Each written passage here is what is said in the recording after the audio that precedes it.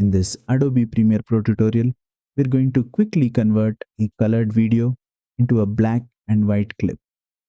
This is one of the fastest ways to remove all color from your footage and create a classic monochrome look. Let's get started.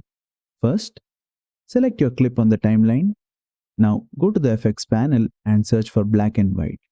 Drag and drop the effect onto your clip. Immediately you'll notice that all the colors are removed and the video becomes black and white. While the black and white effect itself doesn't have additional controls or sliders, it simply converts the footage directly into grayscale.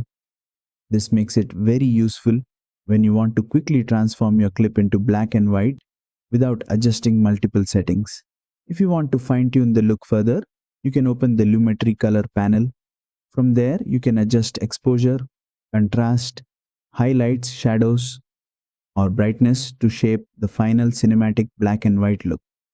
Play the clip and adjust the Lumetri settings if needed to improve the contrast and visual style. And that's it. You've successfully converted your footage into black and white in Adobe Premiere Pro.